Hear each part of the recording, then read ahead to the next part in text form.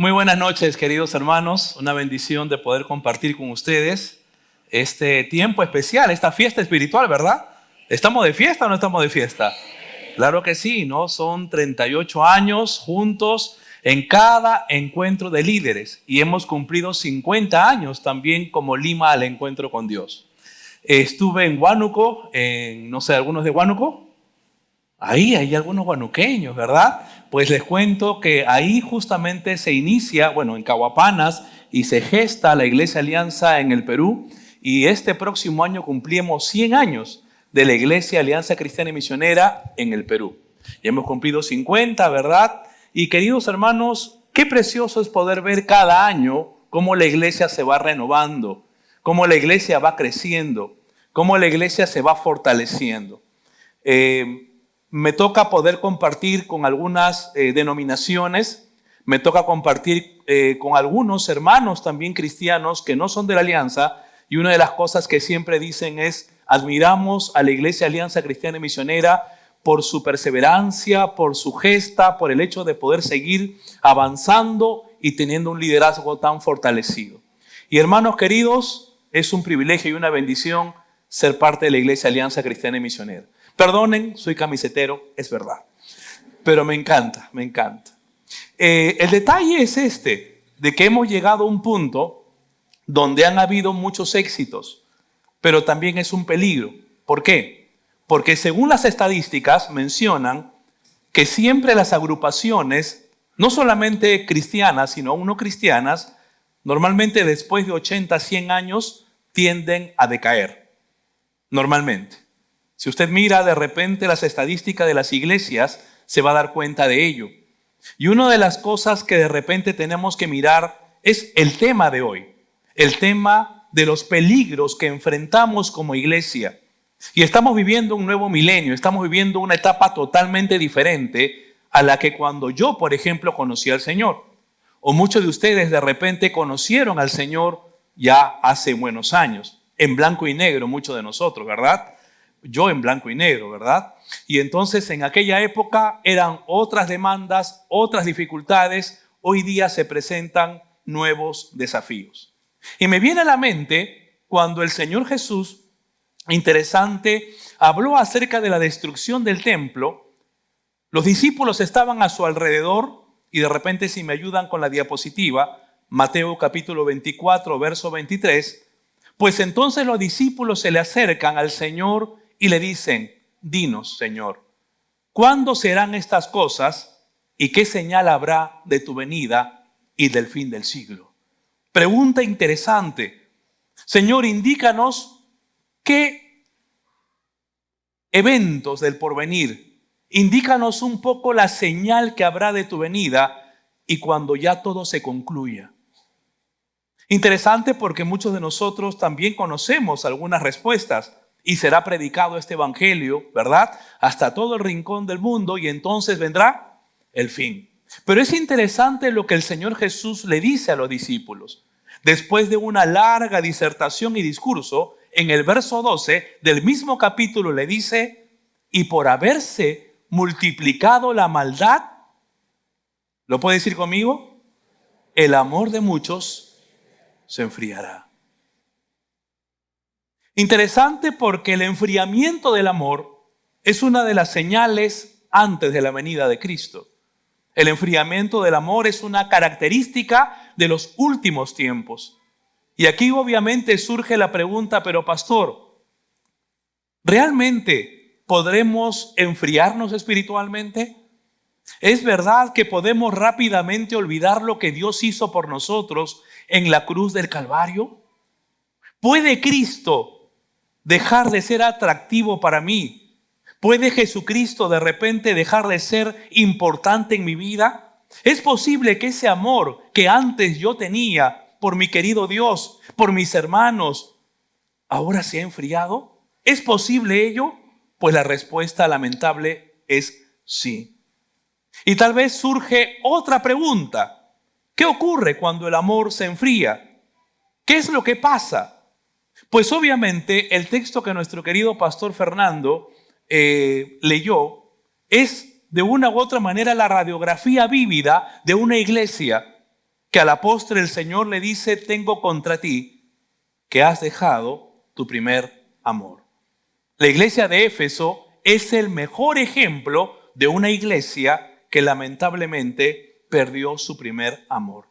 Ahora usted dirá: bueno, es la iglesia de Éfeso. Es una iglesia pues distante. A la postre, pastor, ¿fue una iglesia real? ¿Existía esa iglesia? ¿Todas las de Asia Menor? ¿O de repente simplemente fue un mensaje de una visión que tuvo Juan en la isla de Patmos? No, mi hermano. Fueron iglesias que sí existieron. Y fueron mensajes para cada una de esas iglesias, pero considero que son también hábiles para nosotros en estos tiempos. ¿Por qué? Porque lo dice el mismo texto. El que tiene oído, ¿cuántos tienen oído? ¿Cuántos de los que están presentes tienen oído? Pues entonces, si tú y yo tenemos oído, oiga lo que el Espíritu le dice a las iglesias. Y entonces no menciona solamente a la iglesia de Éfeso, de Esmirna, Tiatira y lo que ustedes van a estar estudiando a lo largo de estos 4 días, sino estamos hablando de un mensaje que es también para ti y que también es para mí, para las iglesias de Lima Sur, para nuestras iglesias. Y es importante recordar, con respecto a la iglesia de Éfeso, que esta congregación nació bajo mucha turbulencia y bajo una gran persecución. De hecho, hermanos, permítame solamente como un dato histórico, fue al final de su segundo viaje misionero de Pablo que él llegó a Éfeso, una de las ciudades más grandes y populares del mundo antiguo. Toda clase de gente se juntaba allí. Habían ricos, habían pobres, habían eruditos, habían también analfabetos. Más o menos la historia cuenta de que habían unas 500,000 personas en aquella época en esa ciudad. Además, se encontraba de una forma estratégica, como bien lo vemos ahí en la diapositiva. En Éfeso era famosa también por el centro de adoración a la diosa Artemisa, motivo de orgullo para la gente, tanto así que llegó a ser este templo una de las 7 maravillas del mundo antiguo. Imagínense ustedes. Lugar de corrupción, por cierto. Es ahí donde Pablo llega, y llega acompañado con Priscila y Aquila.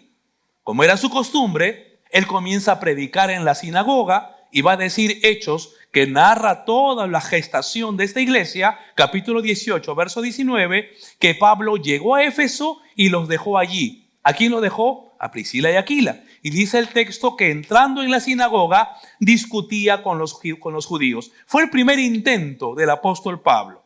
Luego, obviamente, deja a Priscila y Aquila. Después de un tiempo llega Apolos y dio como resultado un grupo de personas que aceptaron el evangelio, pero Apolos tenía un problema. ¿Cuál era el problema? Vamos a leerlo. Dice Hechos 18, verso 24, que llegó entonces a Éfeso un judío que se llamaba, ¿cómo se llamaba? Apolos. Y dice el texto que era natural de Alejandría, hombre elocuente y que era poderoso en las escrituras. Este había sido instruido en el camino del Señor y siendo ferviente de espíritu, hablaba y enseñaba con exactitud las cosas referentes a Jesús, aunque solo conocía el bautismo de Juan. Apolos pudo predicar hasta donde él conocía, a este grupo de Éfeso. ¿Qué es lo que él conocía? Solamente conocía hasta el bautismo de Juan. Dice el verso 26, y comenzó a hablar con denuedo en la sinagoga, pero cuando Priscila y Aquila lo oyeron, lo llevaron aparte y le explicaron con mayor exactitud el camino de Dios a este grupo de hermanos de Éfeso. Luego, Pablo llegó de su tercer viaje una vez más a Éfeso y obviamente tomó a este grupo, creyentes en el de Éfeso, y los guió a un mayor conocimiento y fueron bautizados, esta vez ya no solamente en agua, sino en el nombre del Señor Jesucristo. ¿Verdad? Hechos 19 va a decir, cuando oyeron esto, fueron bautizados en el nombre del Señor y habiendo impuesto las manos, vino sobre ellos el Espíritu Santo. Y eran todos, más o menos, ¿cuánto era la congregación de Éfeso? Eran más o menos 12 personas. Una vez más, obviamente, Pablo comenzó a predicar con denuedo y valor en aquella sinagoga y el resultado fue que algunos creyeron, pero otro grupo también, lamentablemente, dice el texto que maldijeron el camino del Señor. ¿Quién lo dice? Capítulo 19, verso 8. Y estando Pablo en la sinagoga, habló con denuedo por espacio de 3 meses, discutiendo y persuadiendo acerca del reino de Dios. Pero endureciéndose algunos y no creyendo, maldiciendo el camino delante de la multitud, se apartó de ellos y se separó a los discípulos. Una vez más, Pablo fue el fundador de esta iglesia, y entonces con este grupo humano, que fue de la contribución de Priscila y Aquila, la contribución de Apolos, y con su propia predicación de Pablo, comenzaron a congregar en una escuela de un tal Tirano, porque es lo que dice el texto, Hechos 19. Acompañando a los nuevos seguidores, comenzó a reunirse todos los días en la escuela de un hombre llamado Tirano. Durante 2 años, Pablo fue a ese lugar para hablar de Jesús. Fue así como muchos de los que vivían en toda la provincia de Asia escucharon el mensaje del Señor Jesús, y algunos de ellos eran judíos y otros no lo eran. Miren ustedes cómo nace la iglesia de Éfeso, con los intentos de predicación de Pablo y un grupo precioso, así como de repente nació la iglesia Alianza de Miraflores, así como nació la iglesia Alianza de Villa María, de Villa El Salvador, de Chorrillos, de Surco y de toda esta zona. Como Dios, a través de una familia, de un grupo humano, ustedes deben conocer la historia de sus iglesias, y qué precioso, hermanos, cómo fuimos creciendo, y aún como denominación también. Este esfuerzo se gestó obviamente la iglesia de Éfeso, pero una particularidad es que también en esta iglesia, hermanos, hubieron siervos de Dios espectaculares. Entre sus filas tenían al apóstol Pablo, luego a Priscila y Aquila, porque el texto lo dice, luego a Apolos, inclusive, ¿verdad? Usted mismo lo acaba de leer. Luego a Timoteo. Si me pueden acompañar con el texto bíblico, primera de Timoteo 1:3. También fue parte de la iglesia en Éfeso. Por favor, primera de Timoteo 1:3, ahí está. Cuando me fui a la región de Macedonia, te pedí que te quedaras en la ciudad de ¿qué? ¿Quién le dice? ¿Pablo a quién? A Timoteo. Y ahora te lo vuelvo a pedir. Allí hay ciertas personas que imparten enseñanzas falsas. Ordénales que no lo hagan más. Miren, estamos hablando de Pablo. Estamos hablando de Aquilas y Priscila. Estamos hablando de Apolos. Estamos hablando de Timoteo. Segunda de Timoteo 1:16 nos habla que también Onesíforo también fue parte del liderazgo de esta iglesia. Que el Señor muestre una bondad especial con Onesíforo. Si puedes continuar con el siguiente diapositiva. Y toda su familia. Porque él me visitó muchas veces y me dio ánimo. Jamás se avergonzó de que yo estuviera en cadenas. Cuando vino a Roma me buscó por todas partes hasta que me encontré. Obviamente él estaba buscando a Pablo, estaba preso. Que el Señor le muestre una bondad especial el día que Cristo vuelva. Ojo, y tú bien sabes de cuánta ayuda fue, ¿dónde? En Éfeso. Miren, un siervo de Dios, Onesíforo. Qué precioso. Tíquico, segunda de Timoteo 4:12, a Tíquico. ¿Qué dice? ¿A dónde lo envió? Éfeso fue una iglesia privilegiada, donde hubieron grandes siervos de Dios. Y es más, la Biblia no lo dice, pero muchos historiadores, padres de la iglesia, mencionan que el apóstol Juan fue el último pastor de la iglesia antes de que él sea desterrado a la isla de Patmos. Pastor, ¿y de dónde saca usted eso? Pues entonces Justino Mártir, Irineo, Eusebio, en fin, podemos seguir hablando de la cantidad de siervos preciosos que pasaron por esta congregación. Y cuando Juan escribe el libro de Apocalipsis en el libro de Éfeso, han pasado ya 40 años desde su fundación. Cuando Dios le dice, has perdido tu primer amor, ya no estaban estos líderes. Ya habían salido y fenecido muchos de ellos. Había otra generación, otro grupo. Ya no estaba don Alfredo Smith. Ya no estaba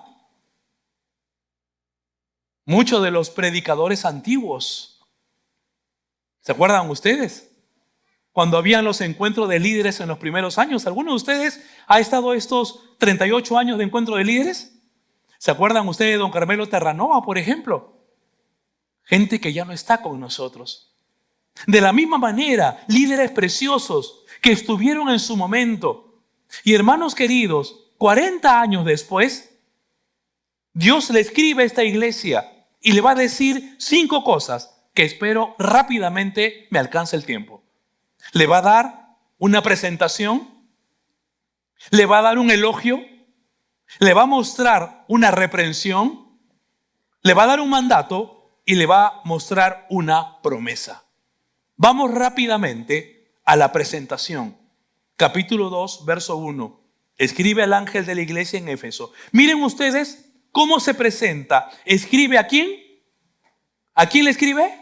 Al ángel de la iglesia en Éfeso. Pregunto, ¿se trataba de un ángel guardián? ¿Todas las iglesias tienen ángel guardianes? Digan que sí, por favor. ¿La iglesia de Miraflores tiene su ángel guardián o no? No, no se trataba de ángeles guardianes, por supuesto que no. El ángel de la iglesia no se refiere a algo que se parezca, no se trata de un ser angelical que cuida la iglesia. Por favor, no. La palabra ángel significa mensajero y básicamente contiene 2 ideas. El mensajero representa a otro y el mensajero es un embajador para llevar el evangelio.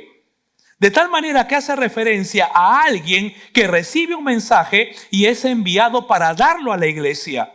La conclusión, queridos hermanos, es que aquellos ángeles al cual Dios le escribe, se trata de los pastores de las diferentes iglesias.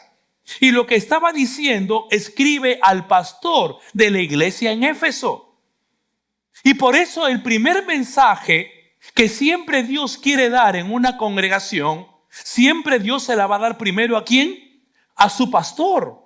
Por eso la importancia de nosotros, los pastores, de estar atentos a la voz de Dios y lo que Él quiere decir a la iglesia, a la congregación. Escribe al pastor de la iglesia. Son aquellos que en primer lugar, como los responsables de la congregación, a quien se dirige el Señor, y son ellos los primeros que deben tomar atención a estas cartas. Los pastores no nos podemos dar el lujo de poder relajarnos espiritualmente porque Dios quiere hablar a la iglesia. Dios quiere hablar en cada domingo, en cada púlpito, en cada predicación, en cada miércoles de oración. Y queridos hermanos, el texto es interesante porque el Señor se sigue presentando y va a decir el que tiene las 7 estrellas en su diestra. Y definitivamente quien tiene las 7 estrellas es el Señor Jesucristo. Las 7 estrellas son los ángeles, vale decir, los pastores de cada congregación. Y el Señor tiene en su diestra hablando de autoridad.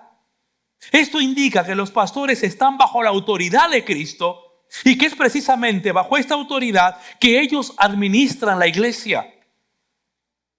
Cada vez que un pastor predica, está predicando y hablando en el nombre del Señor Jesucristo. Y la importancia para nosotros, la gran responsabilidad de saber de que estamos comunicando porque poseemos en este contexto y bajo esta gracia la autoridad del Señor. Usted dirá, bueno, sí, tenemos que sujetarnos, es verdad, pero hay una gran responsabilidad en sus pastores. Por eso la importancia de orar por cada uno de ellos, para que las decisiones puedan ser muy cercanas a la voluntad del Señor. Otro dato interesante es que Cristo anda, miren, dice el texto, el que anda en medio de los 7 candeleros de oro, dice esto. Y me encanta, hermanos, porque Cristo en medio de la iglesia, pues entonces no solamente es el centro, sino que anda, camina, supervisa, evalúa, escucha, observa el testimonio de la congregación. Cada ministerio, cada consejería, cada predicación, en cada vida está atento a cada miembro de la iglesia. Su presencia no es estática, su presencia es dinámica y anda por toda la congregación. A veces pensamos que de repente Jesús no está en la cafetería, o que no está en la cancha deportiva, o que Jesús no está en el servicio higiénico, o no está de repente en el atrio y podemos darnos ciertas licencias. No. El texto lo va a decir claramente. El que anda en medio de los 7 candeleros dice esto. Otro dato es que anda en medio de, y está en el idioma original en un tiempo presente, refiriéndose que está constantemente andando. Él no ha dejado de andar y entra en medio de la iglesia y en cada actividad que tú y yo hacemos delante de Dios. La iglesia de Éfeso necesitaba saber que Cristo supervisa y vigila la iglesia.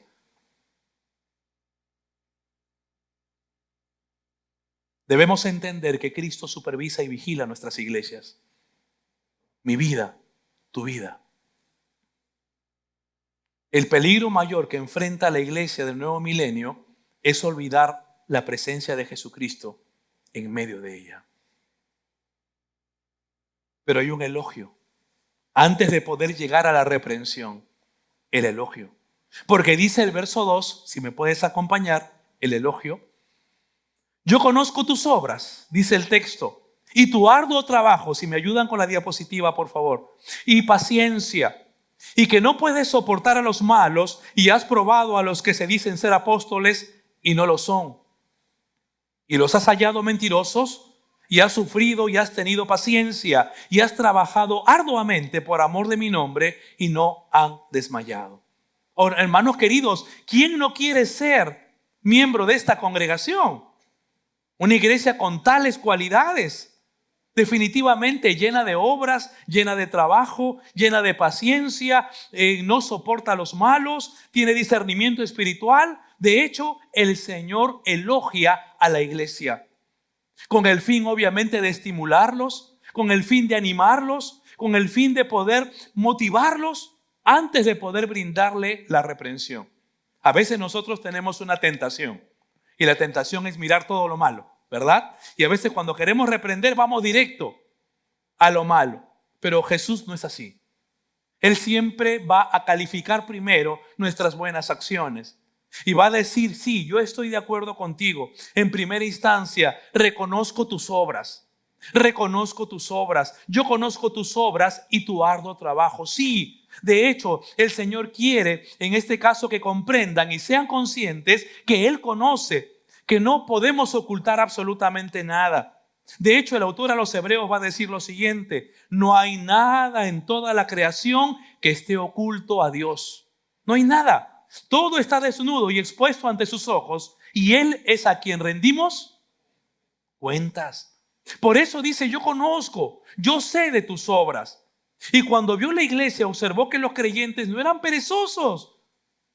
Estaban preocupados en la construcción del templo, en los ministerios, en el crecimiento, en el evangelismo, en poder presentar una congregación preciosa. Sí, yo conozco. Sino que estaban no solamente trabajando, sino el texto dice trabajando duramente, y los elogia por ello. Y también los elogia por su arduo trabajo. Y cuando habla de arduo trabajo, habla de un esfuerzo mayor, inclusive hasta el agotamiento. Pero un agotamiento no solamente físico, sino que involucra, según el original, un esfuerzo físico, mental y emocional. Estaban muy comprometidos con la obra del Señor. Los miembros de la iglesia trabajaban arduamente. Había planes, había proyectos. Definitivamente los creyentes estaban involucrados. Y qué preciosa iglesia cuando está involucrada para poder seguir avanzando. Qué precioso. He sido testigo de iglesias que con un poquito, con una semillita, ha ido creciendo y creciendo, no solamente en número, sino también en vida espiritual. He sido testigo ocular de lo que Dios ha hecho en muchos lugares. Y uno se siente contento, Señor, gracias, porque no solamente es el pastor, sino toda la iglesia comprometida. Sí, va a decir, yo conozco tu arduo trabajo y conozco tu paciencia, porque sé que eres paciente. Y la paciencia aquí tiene que ver con el trabajo, porque va unido el texto. Hay dos términos en el Nuevo Testamento para expresar paciencia. Uno, la paciencia por las personas. ¿Cuántos son casados aquí? Levanten la mano. ¿Tienen paciencia con su pareja o no? Más o menos. Bueno, está hablando no solamente de esa paciencia. No está hablando de ello. ¿Quiénes son más complicados, los hombres o las mujeres? ¿Los esposos o las esposas? Bueno,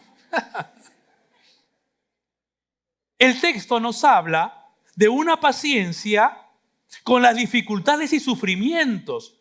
Y justamente esa es la palabra que usa el apóstol Juan. Juntamente Pablo le dice a los romanos, por ejemplo, que la tribulación produce paciencia. Y no solo esto, Romanos 5:3, sino que también nos gloriamos en las tribulaciones, sabiendo que la tribulación ¿qué produce? Pues este tipo de paciencia es la que poseía la iglesia en Éfeso. Una paciencia producto de la tribulación, de la dificultad que vivían. No solamente ellos, sino también poseían discernimiento. Y que no puedes soportar a los malos. Y has probado a los que dicen ser apóstoles y no lo son. Y los has hallado mentirosos, hermanos. Esta iglesia tenía la particularidad de tener una sensibilidad espiritual preciosa. Conocían la palabra de Dios. Y ellos sabían quiénes eran estos malos. Esta gente inclusive luego lo conecta con los nicolaitas. Vamos a hablar de eso en unos minutos.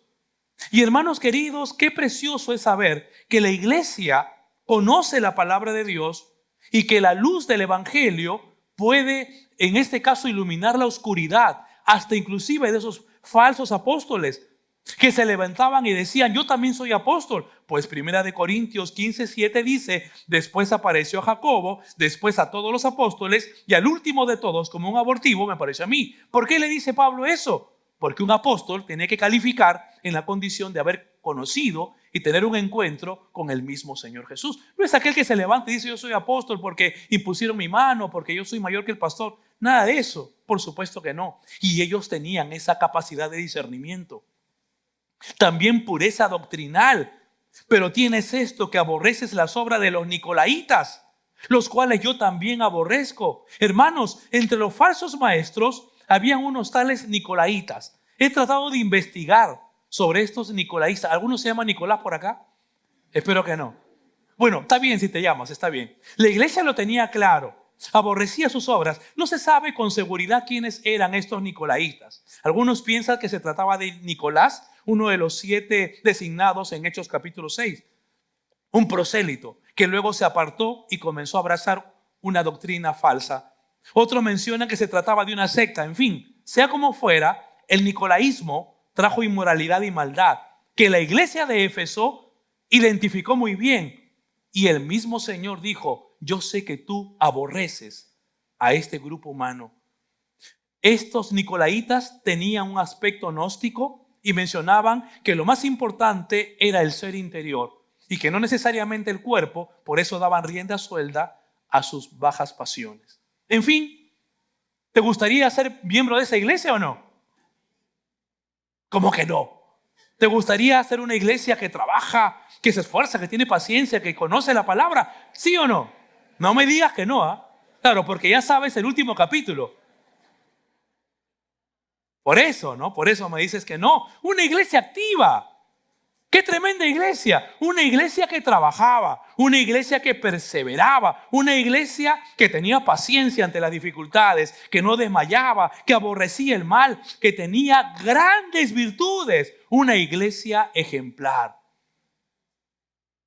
Pero un detalle, el Señor, dice el texto, ¿se acuerdan? Anda en medio de la iglesia. Discierne los pensamientos y las intenciones del corazón. Y observó un fallo, un solo fallo, que echó a perder todas las cualidades de aquella congregación. Un solo fallo que puede echar a perder, y escúchame con atención, nuestras propias vidas y nuestras propias iglesias. Una terrible enfermedad que destrozaría la iglesia y que finalmente la destrozó con el paso del tiempo. Y aquí viene la reprensión. Y el texto le va a decir, pero tengo contra ti que has dejado tu primer amor. ¿Cuántos son casados varones? Levanten la mano. ¿Qué pasaría, varón? ¿Qué pasaría si al final de este mensaje, que ya no despidamos, sales por la avenida Benavides o llegas a tu casa y tu esposa te dice lo siguiente? Mi amor, quiero decirte algo importante.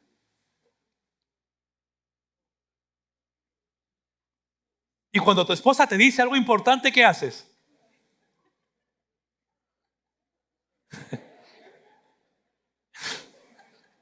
Quiero, no te asustes, todavía no, espérate. Quiero decirte algo importante. Mira, a partir de ahora, quiero que sepas que yo te voy a seguir cocinando. Yo te voy a seguir lavando tu ropa. Yo voy a seguir tratándote como si fuéramos esposos. Pero quiero decirte algo importante y escúchalo con atención. Yo no te amo. Amo a otro hombre ahora. Hermano, ¿qué harías?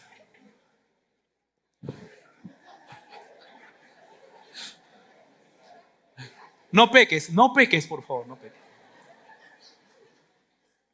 Pues esto mismo, que aunque de repente nos cause risa y jocosidad, es lo que estaba pasando con la iglesia del Señor. Trabajaban mucho, cumplían todos los ministerios, hacían muchas actividades, pero ya no amaban al Señor. Es como un lamento del Señor, como una queja amarga. Su mirada, que todo lo escudriña, descubrió la falta de cualidad esencial de la iglesia. Era la falta del amor, el amor que se había enfriado. Y ese terrible mal estaba socavando el mismo fundamento de la iglesia. Era como un terrible cáncer que estaba minando el interior de sus miembros. Muchos tal vez no se daban cuenta porque este cáncer es como una pérdida secreta, letal, y puede llevarte a la muerte. La iglesia de Éfeso tenía todo para ser de bendición y éxito, para marcar la diferencia, pero es duramente reprendida por el Señor de la iglesia y le dice: iglesia, has dejado tu primer amor, tu amor por mí se ha enfriado. Hermanos, es increíble que 30 años, escúchame, 30 años antes, el mismo Señor le había escrito a la iglesia de Éfeso y le había dicho, Efesios capítulo 1, verso 15, habiendo oído de vuestra fe en el Señor y de vuestro amor. Una de las cualidades y características era la fe y el amor que tenían. Solamente 30 años habían pasado. Y inclusive va a mencionar Pablo que daba gracias, no ceso de dar gracias por esto. Solo 30 años, luego el Señor Jesús le tiene que escribir una carta para recordarles que habían dejado lo que ellos tanto habían cuidado. Y usted dirá, pastor, pero ¿qué cosa es el amor? ¿Cuál es el primer amor de la iglesia? Pues bueno, si recordamos que la iglesia, en este caso, es la esposa de Jesucristo, es la novia, pues entonces el primer amor de la iglesia es la persona de Cristo Jesús. Cristo es el esposo y el primer amor para la iglesia. Y cuando no es así, hay un grave problema. La iglesia había dejado de lado a su esposo y puso la actividad como su prioridad. El problema radicó en que amaban las actividades más que el autor de las actividades. Amaban más el trabajo que al dueño del trabajo. Amaban su esfuerzo, amaban su constancia, su buena doctrina, amaban todo ello. Pero Cristo ya no era su primer amor. Estaban absortos, envanecidos con ellos mismos, con lo que habían alcanzado. Se enamoraron de ellos mismos, pero ya no había tiempo para poder pasar tiempo con el Señor. Ya no había tiempo de comunión, ya no había romance. Solo hacía las cosas y me gozaba y me miraba al espejo y decía, qué bonito enseño, qué lindo canto, qué iglesia tan preciosa, qué ministerio tan exitoso. Usted dirá, ¿cuáles son algunos signos, pastor?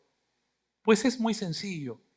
Oras menos, estudias menos la palabra de Dios.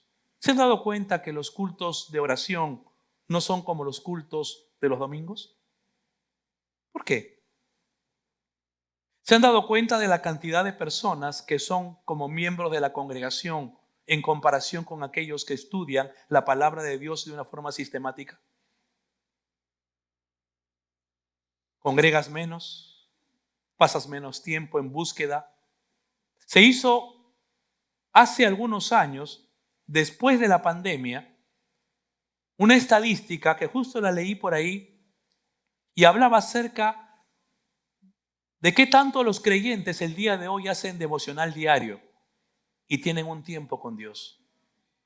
Este mundo tan acelerado nos ha absorbido tanto que es muy probable que en este mismo auditorio, si yo les pregunto cuántos de ustedes seriamente tienen un tiempo con Dios a solas cada día, es muy probable que el porcentaje sea inferior de aquellas personas que de repente no lo hacen.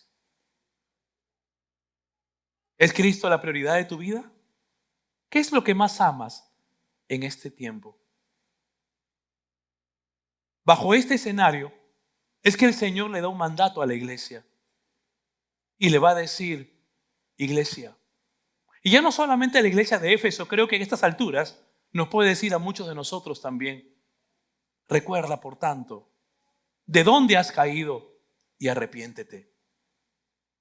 Y haz las primeras obras, pues si no vendré pronto a ti y quitaré tu candelero de su lugar si no te hubieres arrepentido. El Señor, hermanos, que todo lo conoce, aquel que ande en medio de la iglesia, cual Padre bondadoso, generoso, misericordioso, finalmente le va a decir, por favor, escúchame, recuerda de dónde has caído.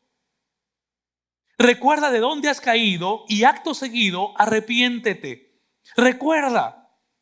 Y me impactó mucho cuando hice el estudio de esta palabra recuerda, que es un verbo en tiempo presente imperativo, lo cual indica una orden continua.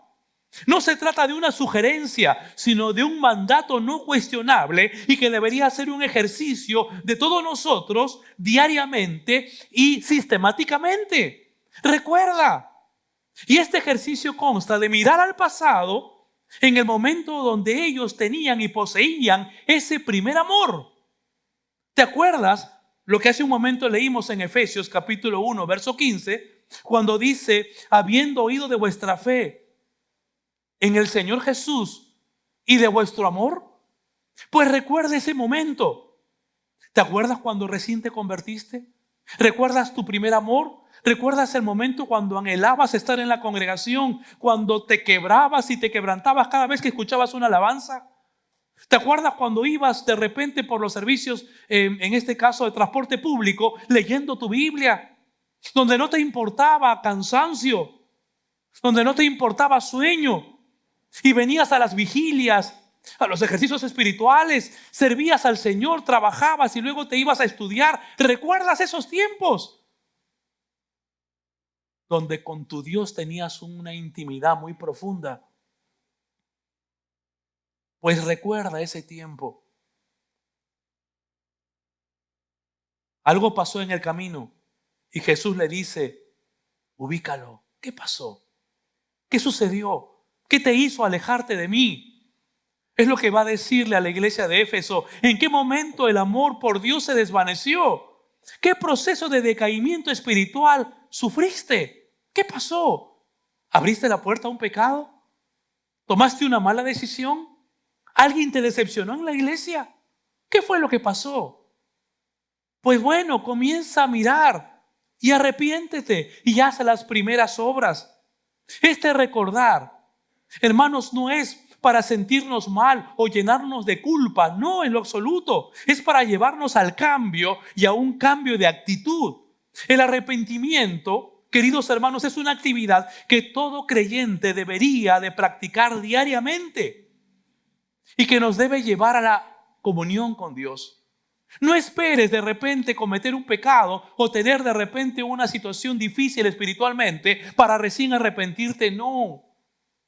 Yo te recomiendo que cada noche, antes de descansar, te pongas de rodillas y te pongas a cuentas con Dios. Una de las cosas que aprendí siendo muy joven en la fe es lo que me enseñó el libro de Ete. ¿Se acuerdan el libro de Ete? Y de las cuentas cortas y las cuentas largas. ¿Se acuerdan? Y decía el maestro, que se parecía a mí, ¿te acuerdan? ¿no? El libro de se parecía a mí, pues así me decían a mí, el maestro de ¿no? Por mi bigotito, ¿no? Nunca que pases al día siguiente con cuentas largas, cuentas cortas. Tiempo con Dios, arrepiéntete.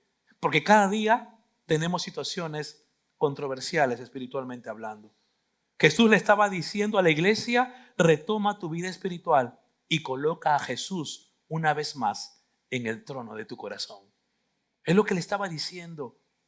Ahora, hermanos, usted dirá, pastor, el Señor también le dijo qué hubiese podido pasar si es que no se arrepentían. Sí, porque el texto sigue diciendo, y quitaré tu candelero de su lugar si no te hubieses arrepentido. Hermanos, esto es bastante serio. Si no quieres arrepentirte, si neciamente seguimos con nuestra actitud hostil ante Dios, si queremos todavía persistir en el pecado, entonces la disciplina de Dios involucra el retiro del candelero de su lugar. Pastor, ¿a qué se refiere eso? Pues esto debería hacernos temblar, porque cuando Dios dice algo lo cumple. Y lo cumplió lamentablemente con la iglesia de Éfeso, quien se mantuvo activa luego, viendo la historia cronológica de la iglesia, se mantuvo activo algunos años, pero a la postre se enfrió y Dios la removió de su lugar. Francisco Lacueva, este hombre de muchos años, va a decir lo siguiente: mientras Esmirna se conserva en pie con una comunidad cristiana en Turquía hasta el día de hoy, de Éfeso, ¿qué quedan? ¿Qué queda? Solamente ruinas. Hoy día por la mañana me llegó una estadística diciendo de que las iglesias en porcentaje en el mundo, cristianas evangélicas, más están cerrando que fundándose. Hay un 40% que se van cerrando en proporción a las que se fundan cada vez. Hermanos, es peligroso. El candelero de Éfeso fue removido con mucha tristeza y dolor del corazón. El día de hoy, después de la pandemia inclusive, veo tantas iglesias que se cierran y creyentes que se alejan del Señor. El Señor luego da una exhortación y una promesa. El que tiene oídos, oiga lo que el Espíritu dice a las iglesias. Al que venciere, le daré de comer del árbol de la vida. Y esto es espectacular. El cual está en medio del paraíso de Dios. Esta exhortación, hermanos, es genérica.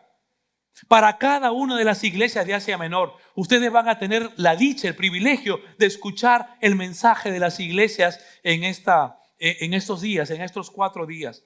Y nos recuerda la responsabilidad que tenemos de creyentes. El que tiene oídos, oiga. Si hoy estás escuchando este mensaje de parte del Señor, pues el Señor te dice, oye lo que el Espíritu quiere decirte. Si hay alguien en la iglesia que tiene oídos, pues está en la obligación de oír lo que el Señor está mencionando.